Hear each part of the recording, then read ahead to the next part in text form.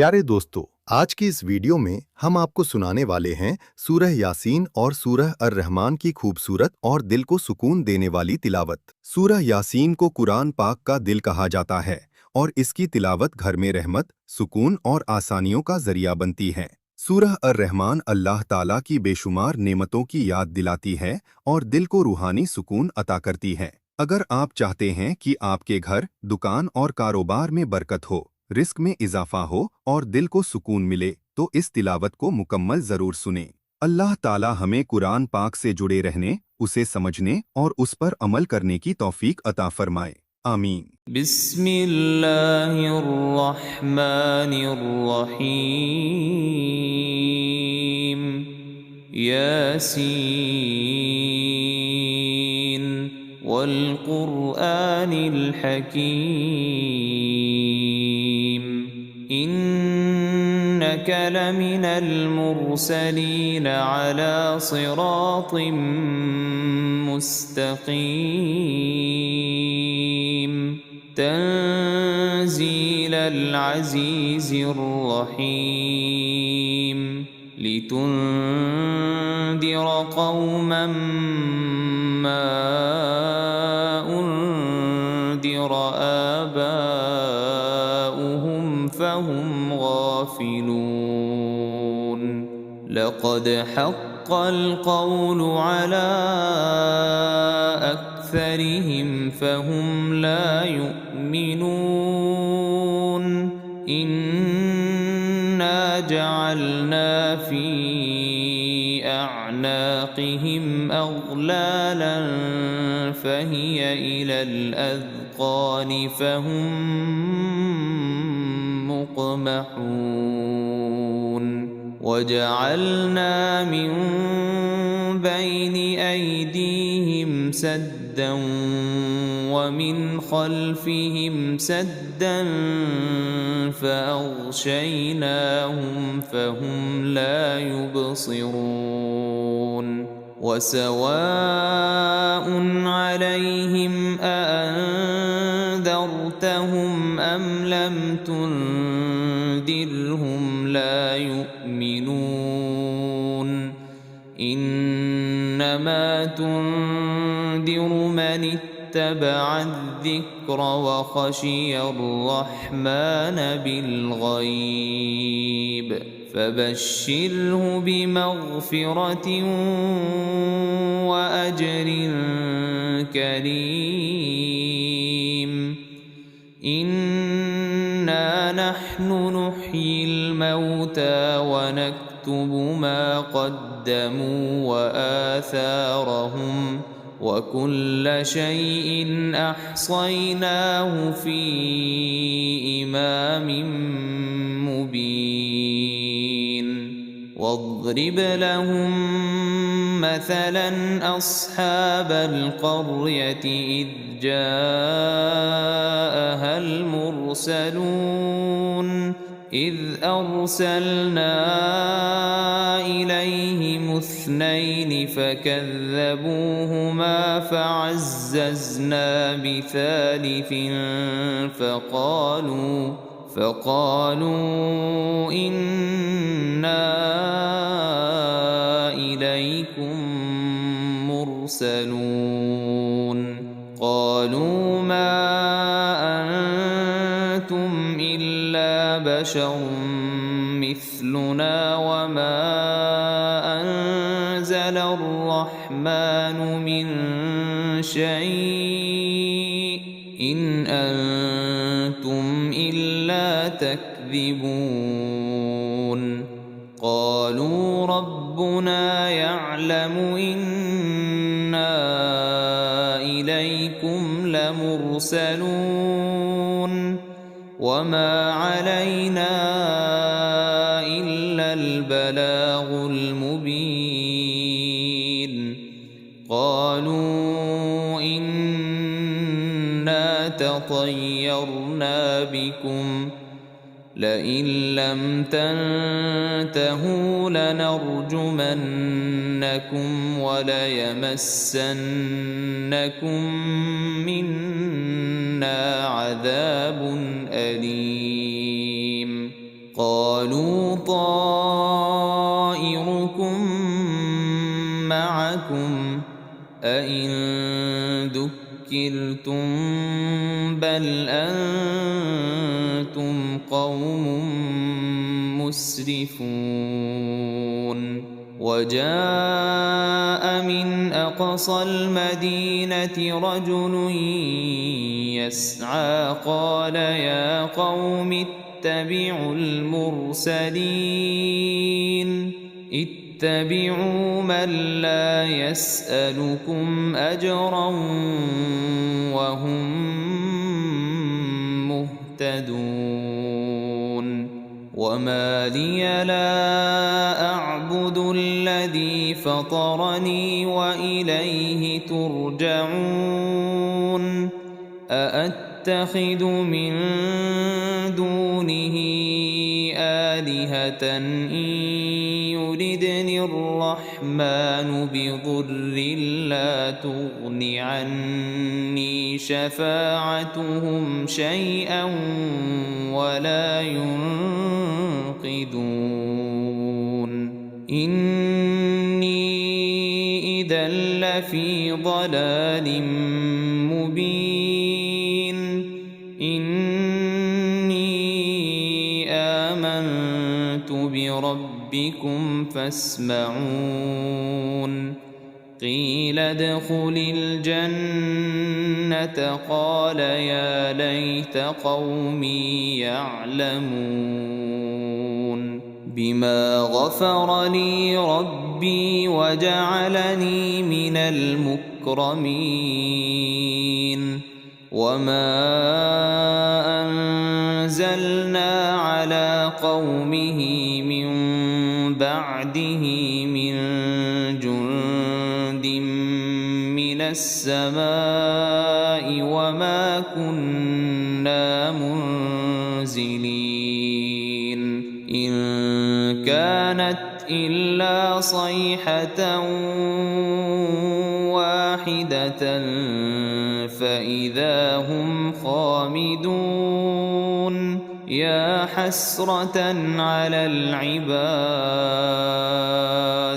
ما يأتيهم من رسول إلا كانوا به يستهزئون ألم يروا كم أهلكنا قبلهم من القرون أنهم إليهم لا يرجعون وإن كل لما جميع لدينا محضرون وآية لهم الأرض الميتة أحييناها وأخرجنا منها حبا فمنه يأكلون وجعلنا فيها جنات من نخيل وأعناب وفجرنا فيها من العيون ليأكلوا من ثمره وما عملته أيديهم أفلا يشكرون سبحان الذي خلق الأزواج كلها مما تنبت الأرض ومن أنفسهم ومما لا يعلمون وآية لهم الليل نسلخ منه النهار فإذا هم مظلمون والشمس تجري لمستقر لها ذلك تقدير العزيز العليم والقمر قدرناه منازل حتى عاد كالعرجون القديم لا الشمس ينبغي لها أن تدرك القمر ولا الليل سابق النهار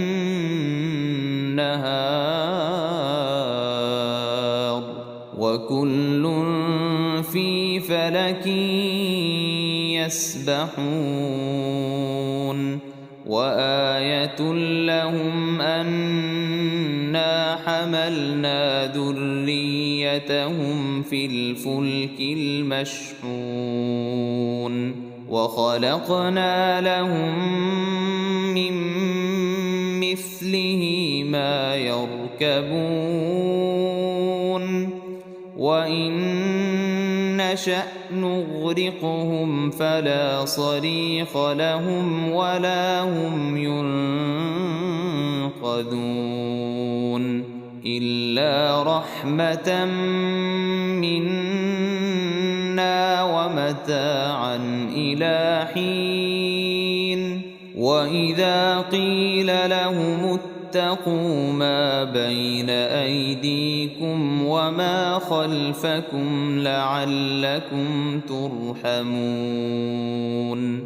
وما تأتيهم من آية من آيات ربهم إلا كانوا عنها معرضين وإذا قيل لهم أنفقوا مما رزقكم الله قال الذين كفروا للذين آمنوا أنطعم من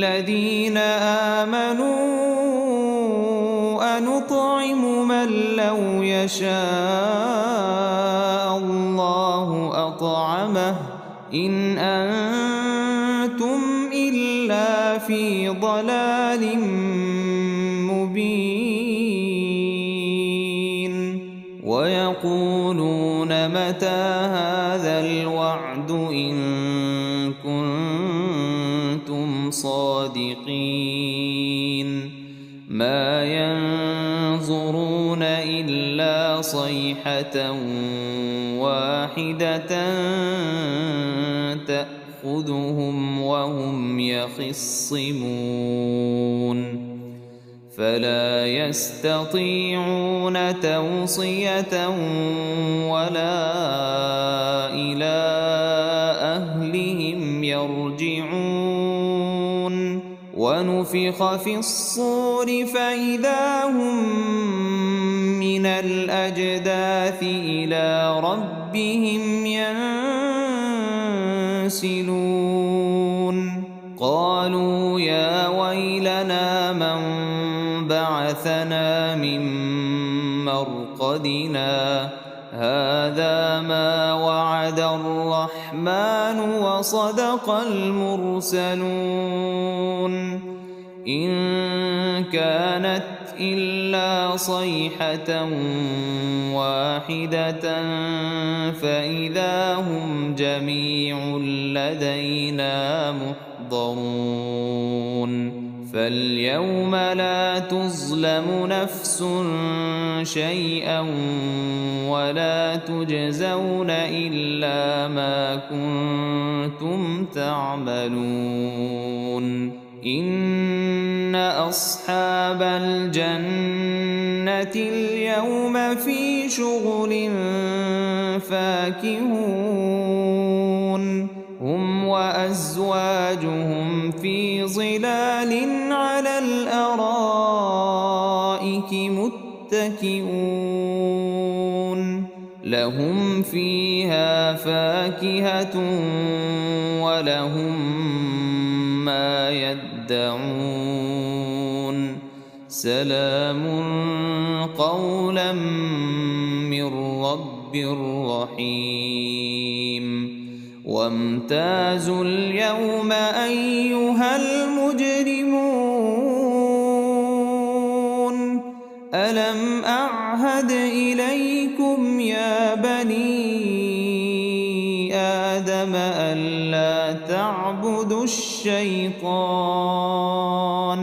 إنه لكم عدو مبين وأن فاعبدوني هذا صراط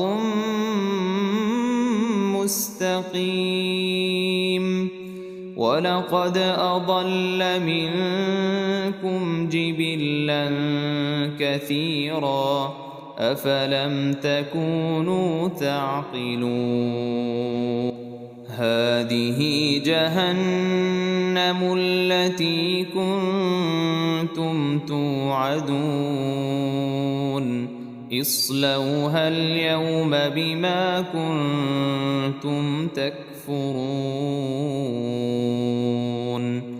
اليوم نختم على أفواههم وتكلمنا أيديهم وتشهد أرجلهم بما كانوا يكسبون ولو نشاء لطمسنا على أعينهم فاستبقوا الصراط فأنى يبصرون ولو نشاء لمسخناهم على مكانتهم فما استطاعوا مضيا ولا يرجعون ومن نعمره ننكسه في الخلق أفلا يعقلون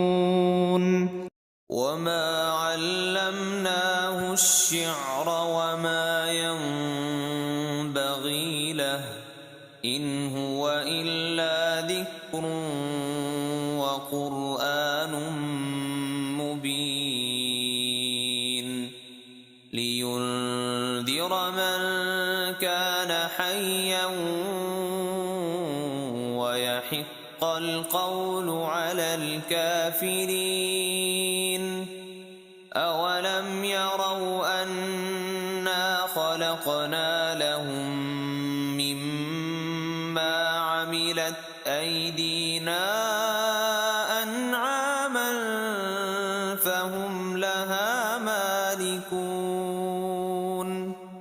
وذللناها لهم فمنها ركوبهم ومنها يأكلون ولهم فيها منافع ومشارب أفلا يشكرون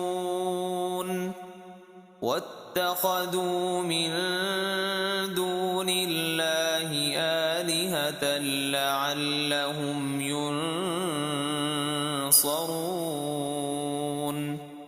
لا يستطيعون نصرهم وهم لهم جند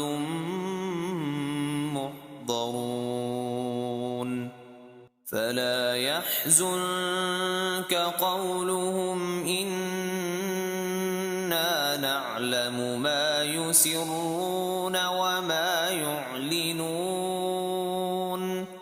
أولم ير الإنسان أنا خلقناه من نطفة فإذا هو خصيم مبين وضرب لنا مثلا ونسي خلقه قال من يحيي العظام وهي رميم قل يحييها الذي أنشأها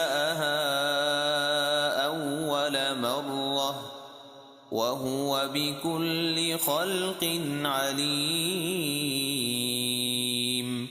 الذي جعل لكم من الشجر الأخضر نارا فإذا أنتم منه توقدون أوليس الذي خلق السماوات والأرض بقادر على أن يخلق مثلهم بلى وهو الخلاق العليم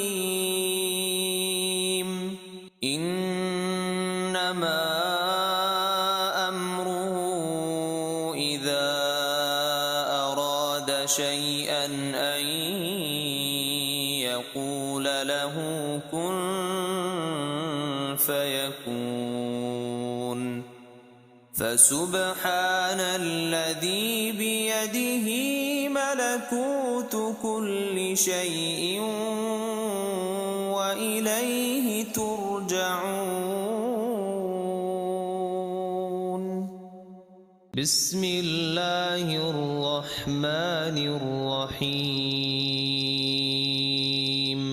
الرحمن علم القرآن خلق الإنسان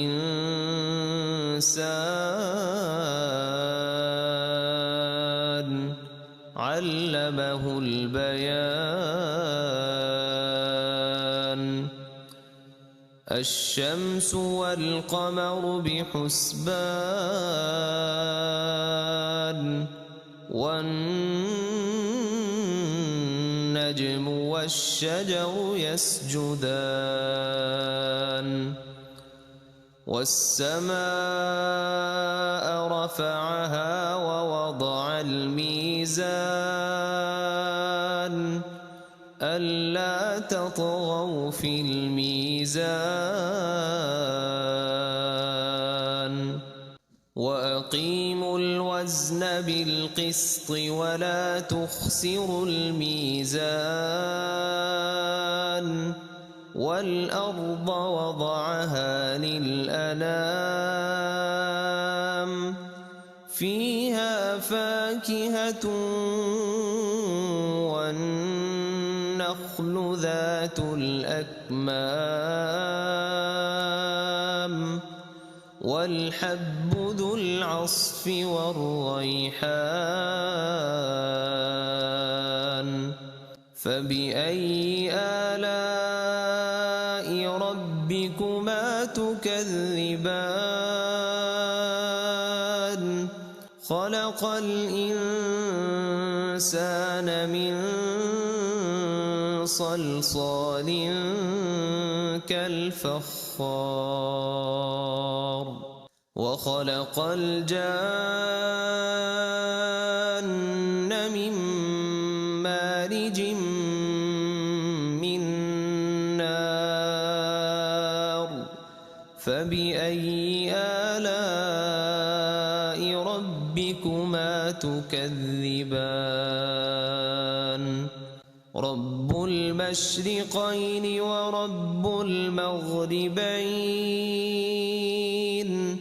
فبأي آلاء ربكما تكذبان. مرج البحرين يلتقيان بينهما برزخ لا يبغيان. فبأي آلاء ربكما تكذبان. يخرج منهما اللؤلؤ والمرجان.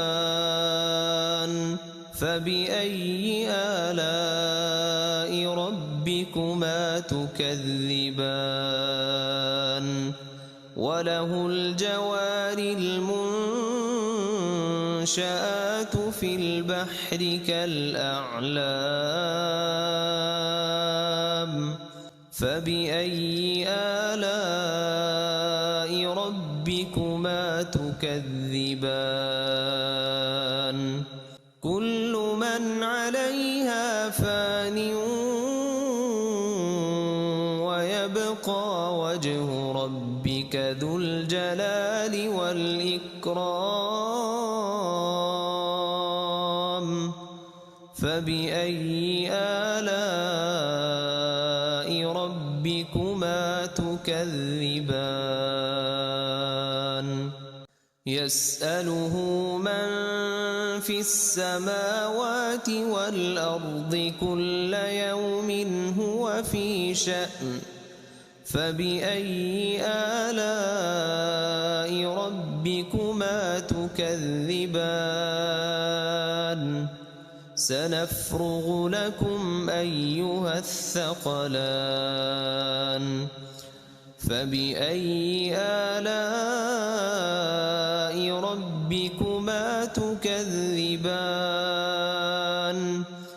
يا معشر الجن والإنس إن استطعتم أن تنفذوا من أقطار السماوات والأرض فانفذوا لا تنفذون إلا بسلطان فبأي آلاء ربكما تكذبان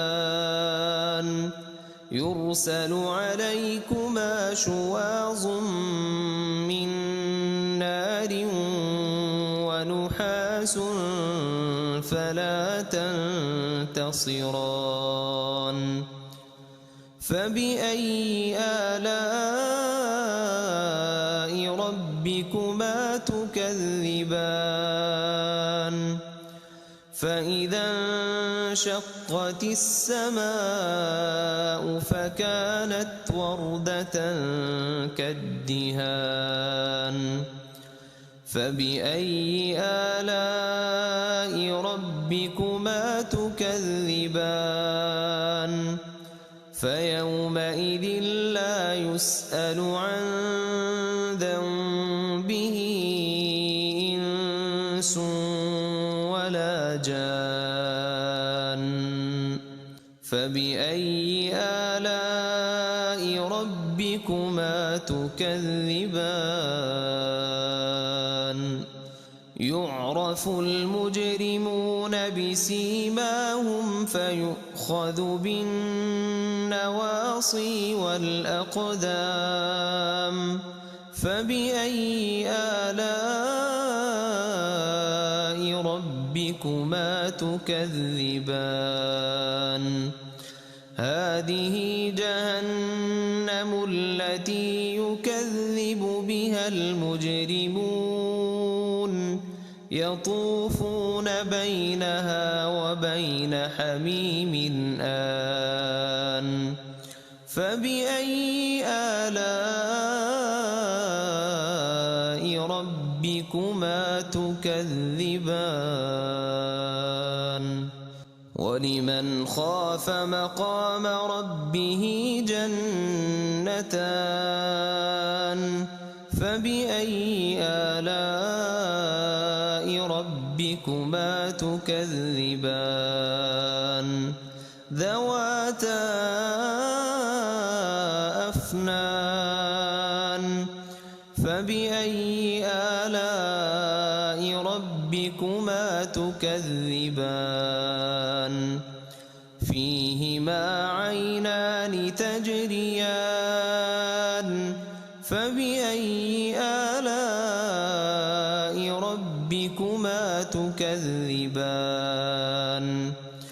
فيهما من كل فاكهة زوجان فبأي آلاء ربكما تكذبان متكئين على فرش بطائنها من استبرق وجنى الجنتين دان فبأي آلاء ربكما تكذبان فيهن قاصرات الطرف لم يطمثهن إنس قبلهم ولا جان فبأي آلاء ربكما تكذبان كأنهن الياقوت والمرجان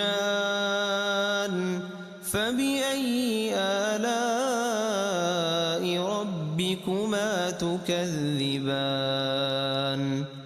هل جزاء الإحسان إلا الإحسان فبأي آلاء ربكما تكذبان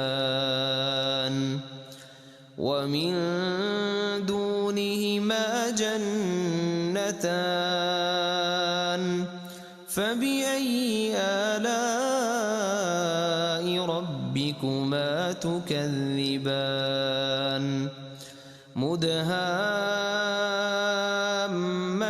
مدهامتان فبأي آلاء ربكما تكذبان فيهما عينان نضاختان فبأي آلاء ربكما تكذبان فيهما فاكهة ونخل ورمان فبأي آلاء ربكما تكذبان فيهن خيرات حسان فبأي آلاء ربكما تكذبان حور مقصورات في الخيام فبأي آلاء ربكما تكذبان لم يطمثهن إنس قبلهم ولا جان فبأي آلاء ربكما تكذبان متكئين على رفرف خضر وعبقري حسان فبأي آلاء ربكما تكذبان